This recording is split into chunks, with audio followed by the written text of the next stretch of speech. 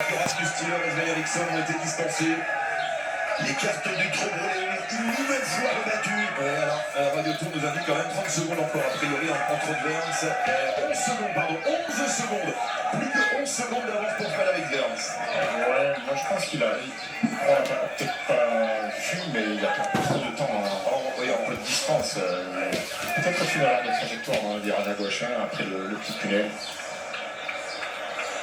Parce que là, perdre 20 secondes en si peu de temps, ça me paraît beaucoup quand même.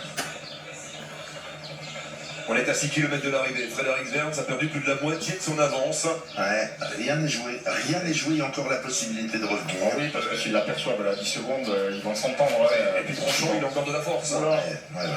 Ils sont partis d'ailleurs, les deux coureurs de H2R. Et oui, Bastien Tronchon avec Pierre Gautra dans sa roue. On le rappelle, Pierre Gautra, 3e l'an dernier du Trobreléon. Et ils vont rentrer. Ils vont rentrer. Sur Frédéric Verns. Incroyable. Incroyable. On a toujours des scénarios ébouriffants sur le Trobreléon. Et puis encore une fois. Que s'est-il passé pour Frédéric Verns? Il avait 34 secondes d'avance alors qu'il était au milieu du ribine de Keradran. Ou alors il y a un gros coup de fringale, enfin peut-être aussi, ouais. Des crampes, tiens, il se tient la cuisse, hein. Peut-être Un coup de moins bien. Ouais. Ah ben là, c'est sûr. Hein. Ouais. Il est tombé. Voilà. Il est tombé, Frédéric Verns. Voilà ce qui s'est passé. Il est tombé, le Norvégien. Ouais, l'avance a fondu d'un coup, c'était pas normal. 3 hommes à l'avant, 2 Français, Bastien Tronchon et Pierre Gautra, qui appartenaient à la même équipe, Décathlon, AG2R, la mondiale.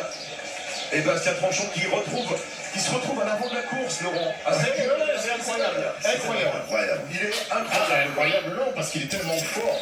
Ah, il crève l'écran aujourd'hui. Hein. Valentin Madouas, qui doit y croire, Valentin Madouas, même s'il n'a pas pu suivre le rythme des 2 coureurs de Décathlon. Mais sur le Tour du Finistère, dans le final, Tronchon a fait un numéro. Là, je pense qu'il peut finir tout seul. Hein, avec le train de lui, Puis il est un petit peu comme Verns, là. Il est tombé, il tient sa cuisse, il touche sa main, mais il est pris à le coureur de Décathlon G2R.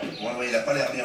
Il a pas l'air bien. Et donc là, il est en pleine de sel, il s'accroche, hein, j'ai l'impression que le plus costaud, les Tronchon quand même. Il reste un ribine, on le rappelle, hein, c'est pas le ribine de Bézuel juste avant l'arrivée à la Milice. Oui, qui se négocie bien, surtout si on est en petit comité comme ça, seulement 3 garçons sur un. Mais chute du Norvégien dans le final. On n'a pas vu la première, mais c'est là. Il n'y était pas. Eh oui.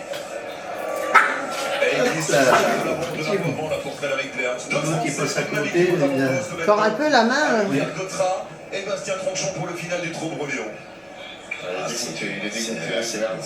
2 chutes en moins de 5 km. Ah, mais c'est souvent comme ça. Hein. Il est tombé une première fois, il n'est plus tout à fait concentré, il perd la confiance aussi. Et puis j'avais l'impression qu'il avait du mal à maintenir son guidon. Il a peut-être été touché au niveau du poignet ou à l'avant-bras. Alors, Pierre Gautra n'a jamais gagné. Hein.